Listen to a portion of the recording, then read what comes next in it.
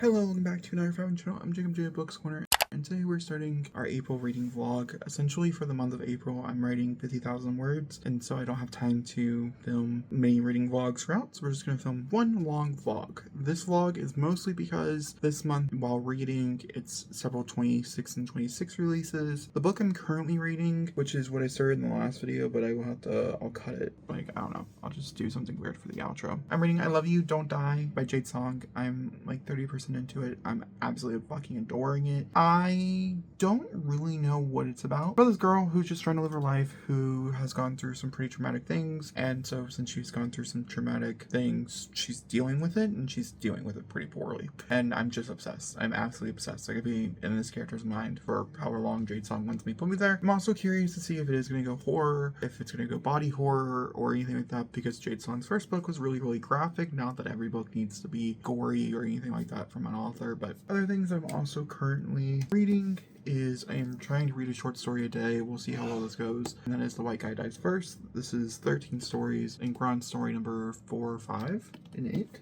That's what I have for reading. So yes, I don't really have anything, but this also is going to act as our April wrap up. So any books we talk about, you're just going to go a little more in-depth details than just like a run through. And I don't know how many times I'll come in here during the week to update you. It might just be, hey, I read this book, here's my review.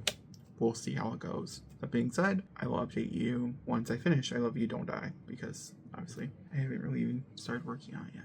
Reading vlog, I figured you guys deserve an update as we're finishing one book to start another book. I finished I Love You, Don't Die by Jade Song. Jade Song wrote Chlorine for her debut, and I was so interested in Chlorine. I had such a good time reading that I was like, I need to know whatever this person is going to produce next. And so I picked it up, and I gave this a 5 stars. This follows a group of people who, some of them are obsessed with death, some of them are not, and we're following these different minds, and I could have lived in these minds for a long time. For me personally, I feel like it's very disruptive, I feel like it's very descriptive, and I feel like it can be very harmful for a lot of people to be in these minds. But for me personally, I had a great time.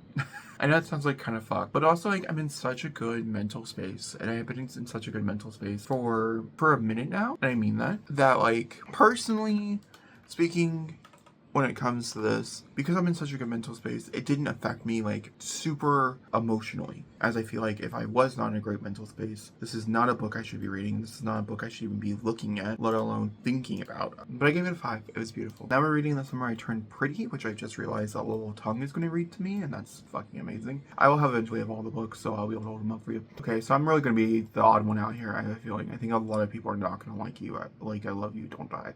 Which is fine. That's fine. I just looked at some reviews, and I just don't agree with them. I think when you're stuck in this mindset and you cannot get out of it, you cannot leave it, I don't think there's anything else you can do. I don't think you have growth. I think there's a whole conversation I have there, and I think it's really well done, in my opinion, as someone who had a constant mindset like this for such a long time. And I think that is also the sad part, and that's where I do get conflicted on like debating on rating stuff like this because of the endings, because I feel like there's aspects of this. This is not a horror novel. Ignore that genre. A choice. On Goodreads. Like, it's not horror. It's not. It's very graphic, for sure, and especially in its conversations, like, that it's talking about, especially with death, but, like, it's not a horror novel. By the way, like I said, we're moving on to Summer I Turned Pretty. I plan on doing a spoilery review for all of these, and then I also am planning on breaking down, like doing a novel versus for each of the books compared to the TV show, as I'm currently writing a romance, and I typically like to be surrounded by romance TV shows and movies, so we can read the first book to rewatch the first TV show, which is what we'll do, and then we will read the second book and I'll watch the second TV show. You get the point. Okay. And we'll do that, of course, over the whole thing. And then we'll probably read the first 2 books pretty closely back to back, because I feel like I can watch the first season again pretty quickly, because I don't have to pay that much attention to it. But when we get into the second season, I might be reading some other stuff on the side. A lot of tongues reading it to me. What the fuck? I love that for me. That's my update for this reading vlog. I will talk to you guys soon. We are 60%, 70% into The Summer I Turned Pretty. On any other week that if I wasn't doing a really big writing challenge, I think I'd probably be on book 3 by now. Because it's not any other week, I'm only 60% into it, which still is really bad for me, because I feel like I've only probably been reading it for maybe like an hour and a half. By this point, I would have completed it. I would have definitely completed it today, but I had other goals. I had other things I had to prioritize. Reading is just not, like in April, it's just not the priority, which is why we're doing something like this. I'm loving this book though. Belly as a character, I have found to be very annoying and frustrating while watching, but I love her so deeply, so dearly, and that's my word, dearly. as a character in like a novel. Also, Jenny Han, the way she's writing this is spectacular. It is beautiful. It's everything I want. And it feels edgy, so it feels like YA, but it also feels like a little bit of YA, which is really, really fun. And I know that the story is going to get a little bit more adult, and it's already showing portions of adultness. Because like the TV show was pretty adult. And I was like, oh, these are like from like YA books. And like the summer, To All the Boys I've Loved Before, which I thought was The Summer I Turned Pretty. So I thought I read The Summer I Turned Pretty. I did not. I read To All the Boys I Loved Before. That one I did not like. I didn't like the writing of it. I didn't like the character very much. And I didn't like the story, but I thought the adaptations were fine. I've never seen XO Kitty. I've heard the third season is quite bad. I'm tempted. I might watch it over the course of April because it's like romancy and stuff, and it's something that I know I would have like somewhat interest in, so it's possible. With The Summer I Turned Pretty, I'm just really excited to watch the TV show. I'm excited to finish this so I can start watching the TV show, and we can so I can finish season 1 and then read book 2 and then watch season 2. I'm also reading Scarlet, which is a graphic novel, which I feel like I'll probably go downstairs and read more of while my husband's playing video games before I watch TV. I have finished The Summer I Turned Pretty, which was by Jenny Han. I have to wonder if this originally was supposed to be a single series, like a single book, and then it like evolved into, an entire trilogy, which I just received. Also, look at this. This is hilarious to me. So this is the tie-in TV show edition. So it's like the characters and stuff on the bottom. Then we have the original editions, which I do think I owned at one point, and then I was like, I'm never gonna read these, and so I got rid of them and hauled them, which sucks, which we'll talk about here in a second. And then we'll always have Summer, which is the new ones that just came out. So like they did the tie-ins, and then they just re-released all 3 in the third I think the 3rd season came out. Like, that's kind of crazy. So I don't know if this was ever supposed to be a trilogy, because there is a conversation of will they, won't they, with a few different characters in here. For instance, Belly has, I think, 4 different suitors, maybe 3 different suitors. The most interesting thing I took away from this, because I saw the season 1 first, I will rewatch it before I sit down and do each book's like novels versus video, because each book is going to get their own novels versus video. So I will rewatch season 1 before I do that video. With this one, I was really shocked that they didn't have any debutante stuff, none of the ball stuff. It was way more dramatic. Conrad's entire story was different. Conrad's entire story was different, and Jeremiah was a bit more of a whore, I would say. Also, the interesting characters like Nicole was also in here. Steven leaves pretty early on in the book, and we know for a fact that he has a bigger storyline. And then Taylor never actually shows up in the summer of what this the summer that it's set during, her 16th birthday summer. Instead, she shows up during her 14th birthday summer, which there are flashbacks for. And I do think a lot of that was translated into the updated timeline, which does kind of suck a little. One, in the TV show, they seem older, so I think that plays a factor.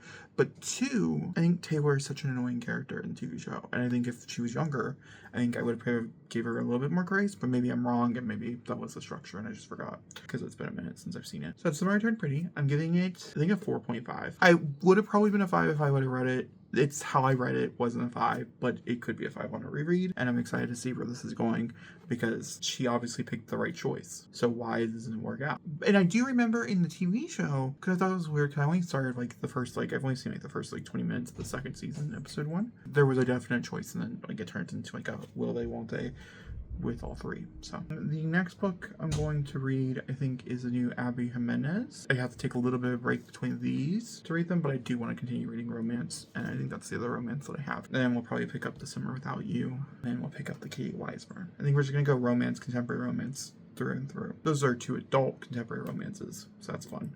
So yeah, I'll get back to you. All right. Oh, today is the 11th of April, and I figured you guys deserved a little bit of a reading check-in. I read 3 things today. So I read Scarlet, which I picked up thinking it was Brian Michael Bendis, who does a great job with female characters in particular. In comic books, he writes huge walls of text. He doesn't really understand the medium that he's in my opinion. He's really good at what he does, especially with female main characters, and I thought it was a Black Widow comic. This is not. This has nothing to do with Marvel or superheroes or whatever. There's I guess a revolution could be counted as a superhero act, depending on how you feel about revolutions and the way that it's handled. It's about a girl who has an act of brutality against her and someone that she loves, and so she takes her act of revenge out on the police, the government, and everything, and they have a whole group of people who stand behind them, and it's about an act active revolution against the government that is corrupt in this world and trying to find a solution. Does it? It's messy. It's exactly what you would think. I was really bored. It wasn't what I wanted. I didn't really know what I wanted, and I didn't really vibe with the artwork fully. There are these beautiful, there's like a setup there's a backstory that's done in a different color that I thought was really well done. And then also there's these like pictures showcasing like years of life, which I also felt like really well done. And then another one, I think this had deleted scenes that were added into the text because there's sections of the book that were not, they were just like hand drawn very shakily, and so I have a feeling like it was to add something into it. I read them both together into one. I gave both a 3 because I read the whole thing as one, but it was like 600 pages. That's the first thing. Next thing is I finished Night We Met by Javier Mendez. I feel like I came in here and talked to you about it when I was like 20% into it. I landed on a 3.75. I will have a whole video, or I might already have a whole video out. I do think I might fast track it because it's a bit shorter than some other videos I have planned, and it could be a little bit easier to move out. I did finish it. I'm giving it a 3.75. If you want to check out that video, if it is out, I'll link it. If not, it should be coming relatively soon in the beginning of the so when you relatively around the time you see this, we'll get a whole video dedicated to The Night We Met. I think we're jumping back into The Summer I Turned Pretty because I want to read the next one really bad so I can watch a TV show and do the vice versa stuff. The first season was so vastly different. I'm so excited for that novel versus video. I came in here and I was like, oh, we're gonna read There's No Summer Without You or something like that, the second book in the Summer I Turned Pretty series. Yeah, I'm not reading it because I still have yet to be able to sit down and film the season wrap up, and I don't want the second season or the second book to interfere with my thoughts on the first season. It's a whole messy situation. So we moved on. I actually totally forgot that I had Kate Kavanaugh's debut release as an arc, so I kind of wish I was reading that because I didn't really want to read two pretty hard-hitting contemporary romances back to back. Here we are. We're reading Tell Me It's Wrong. Tell Me It's Wrong is the second book in the Sweet Spire series by Katie Weismer. This is the final book from Katie Weismer I've not read yet, so good for Jacob for catching up. I think this is book number 12 for her, right? The first book, I think I gave like a 4.5, if I'm not mistaken, in this series. I read it back in January. I fucking loved it. Ate that shit up. I read it really quickly. Yeah, I read it in a day. I think I'm gonna do the same thing with Tell Me It's Wrong. Tell Me It's Wrong is a sequel to that book. So Tell Me It's Right is about Gracie and Liam. It's a best friend's brother romance. This one is a age gap romance with stepson's brother. Is that right? Maybe stepson's best friend, ex-stepson's best friend. So essentially this woman gets divorced. She is introduced in the first book. And those characters do play roles, so they're interconnected standalone, but it all takes place in this little town. So I would recommend reading them in order. But anyway, this one follows our main character as she is getting divorced. She has a son. She has a son with this other guy who was not great, who's not great, been proven not to be great. Her brother, her son's like her ex-husband has a son. Several kids. One of them is a little older, and he is connected to the first book, and this is like his best friend is who she's like in a relationship with. And the most shocking thing was that like 40 pages in, they're fucking. And I was like, what? Spicy fucking as well. Also kind of uncomfortably fucking, in my opinion, but like it was good, but it was like, ooh, okay. And now we're dealing with like the complicated like actual relationship stuff, like they're just learning about the connections and stuff that they're having. I need something to listen to. I just watched my episode of Bridgerton for when I go to my mom's tomorrow so we can watch more Bridgerton. I'm gonna continue doing what I'm doing, and we're going to read Tell Me It's Wrong. I will probably finish Tell Me It's Wrong. It is my best guess. I guess update you when I rate it. Oh, I have a reading vlog update. I've read 2 books since the last time we talked, and I figured you deserved to know. I read It's Not Summer Without You, and also We'll Always Have Summer by Jenny Han. This is the second and third book, the final book in Summer I Turned Pretty trilogy. I landed on a 4.25 for the second and a 4.5 for the third. I actually fucking love this series, and I was kind of blown away and shocked by it. And then I have now started Kate Kavanaugh's Thanks for Watching. We'll see if that's the one I end up picking. I did start it, but I don't know. I have an e-arc of it. I don't think it comes out until May. That's my update for you. Reading, I'm in between 2 different things, and I'm not far enough into the one. I don't think I'm going to make a video on it. I thought maybe I would. I decided against it, and that's Unordinary. This is by Earn Chan. This is a webcomic, and I have a list of books recommendations from my younger brother. Yeah, I'm calling him my younger brother. He's my husband's younger brother, but either way, I'm calling him my younger brother. Anyway, moral of the story. And this is the one he told me to start with. I don't know, like the 7 or 8 different things he sent me that are between mangas and webtoons stuff. Is that what it's called? Webtoons? Yeah, pretty sure. And so I started it, and I think it's fine so far. This is about, it's a school of ordinary people, and we're following someone who is unordinary. His name is John. Can't get more unordinary than that. And obviously I feel like he probably does have some type of superpower. The ordinary do have powers, and they range from a whole bunch of different things, and so like I'm not going to go into specifics here. We're following John and Saphira really are the 2 main characters, and Saphira seems to be the toughest person we've seen so far in this world. But John, at the last thing I read, which was like chapter 18 or something, he would start hints of her being confused about him not having powers. Then I've also started Things for Watching by Kate Kavanaugh. I'm going to be completely truthful with you. I'm really looking forward to this. This is my most anticipated of the year. It's not a 5-star prediction. I think I took it off my 5-star predictions and replaced it with a book I just got, which I'll do the 5-star prediction vlog soon for it once I start it. Things for Watching is on my 2026. I love Kate Kavanaugh so much. Oh my god. Fucking girl got me through so much shit. Ooh. Her videos are so clutch. I'll link her channel down below. With Things for Watching, this is basically a brand trip. Essentially all these influencers get offered, makeup influencers in particular. I think they're just influencers because there's like a guy who was like into steroids and stuff as well. So I think it's just influencers. Muscly guy. They all get picked off one by one. And by, it's not out yet, so I'm not going to spoil anything.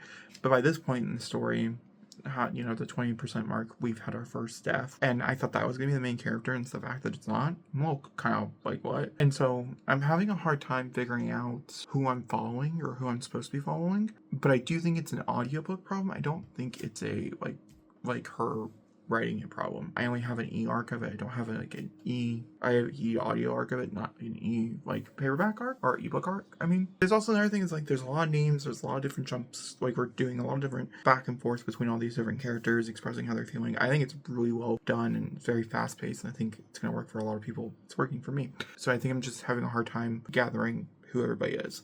And I don't think the narrator is doing a perfect job with making all those voices sound very distinct, and so that is a little frustrating. So I would fault the audiobook. I'm not going to fault the book itself for it though. I'd have to see a physical copy or something of those matters before I can actually even tell you, because I don't have chapter headers, I don't have anything. I found that audiobooks in particular, sometimes they jump over, like if the name is placed at the beginning of a chapter, it gets chapter 21 and it says Parker on it, they won't tell you it's Parker, they'll just read it and you have to pick up the fact it's Parker. I don't know why audiobooks do that, but audiobooks do that all the time in my opinion. That's where we're at with the reading. So I think did we talk about the final dip? I don't know. Was the last time we talked about Cemetery Pretty? So the final dip, I'll put the cover up here. I think we're gonna go with the original cover and not the new, I don't know. By the way, the final dip is just about a chicken nugget who wants to be fucked by a bunch of sauces. There's really nothing else to it. Honestly, the last third is pretty awful, but I'm gonna give it a 2. And then I read Things for Watching by Kate Kavanaugh. This is one of my most anticipated books of the year. It was my 26 and 26, and you'll get the first exclusive here, and then you'll hear about it again later on this year when I wrap up that video. Things for Watching follows a group of influencers as they travel to an exclusive island where they're picked off one by one in Agatha Christie's signature Then There Were None style. The difference between this and Agatha Christie, though, Agatha Christie still makes very unlikable characters likable, and I found a lot of these characters to be noisy at best. There's a few that have a lot of personality to them, and I have talked about, I will mention, I think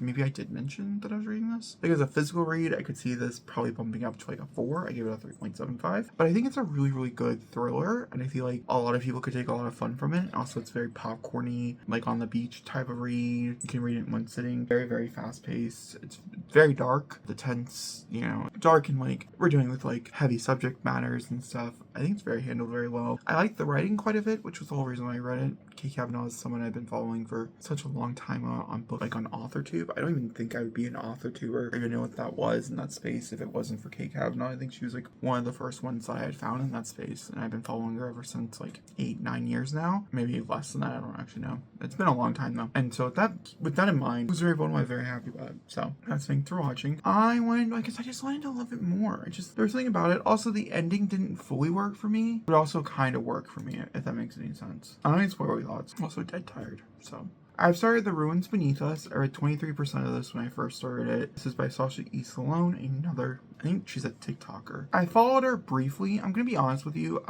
She is not someone I watch on a constant, but she did pop up and she was talking about how she was writing a romantasy, and I always do like to follow it. And I kind of followed the experience of her getting published and stuff, a little bit about it. Nothing too grandeur, but TikToks are. This is a duology. This is the first book. In a duology right now, I have no desire to do a series overview about it. I don't think it's gonna be bad. I think it can be anywhere between like a 3 and a 4, I'm gonna be honest. But, like, I'm not blown away by it. Also, especially because now we're like in the thick of things and it's starting to feel a little familiar. The beginning part where we're having Lyra, I think it's her name, trapped in a tower of sorts, I thought was really interesting, especially because the world itself seems like it's very modern and not very like historical, like Rapunzel retellings my brain thinks. There's just like something about it. Also, like, it feels a little dystopian, but also like I could just be reading into things. I'm not sure. I'll get back to you and I'll let you know. So far, I'm liking it. I'm just not really loving where it's going. So well, I'll check back in. Disney princess. She's also one of my favorite princesses of all time. And so I'm a bit harsher when it comes to like how people adapt it. So maybe that's also a thing. But I did pick up immediately that it was. I do think it's a little on the nose that one of the love interests, his name is Finn. Finn or Flynn? I can't really remember. Finn. Yeah, so I thought that was a little on the nose. Also have another one who's more like an enemies to lovers with Cygus as well. I don't like him at all. Don't like him. The Release the Prince was nice. However, it did seem like because everything was moving a little too quickly, I just wish she was kind of staying hidden for a bit longer than she did. I did make a note saying, oh, it's a healer story. I just read one of these, or an alchemist or somebody dealing with metals or material where they have to make it into something else, as a potion or whatever. And I just read a really long book, very similar to this. I'm sure you guys can figure out what I'm talking about. I don't know why I'm being vague, but I am. Get over it. And so that's also playing a factor. I think that my brain's like, I'm kind of tired of this. That's my update. This is like several days after the end of April, but I did want to come in here and tell you I did finish the Sasha E. Salone one. I think I mentioned it in the final clip. I'm not there yet in editing, so I don't know. By the way, this was this book. I don't remember what it's called. I landed on like a 3 for it. It's a Rapunzel retelling, and I just didn't care for it. I just didn't like it. It wasn't my favorite. I think it could work for somebody. It just wasn't for me. I also think I'm overplayed with the type of tropes and stuff that are in here that were presented, and it is YA, so it's a bit cleaner. It just wasn't what I was looking for and or wanting in the moment. So that's the end of this video. I hope you guys enjoyed. I'll talk to you all next time. Let me know in the comments down below how you enjoyed this being a longer reading vlog mixed with a wrap up. Do you guys prefer just like individual reviews like a wrap up, or do you like this more in-depth conversation? Okay, let me know in the comments down below. That being said, I'll talk to you all next time. Thanks for watching and goodbye.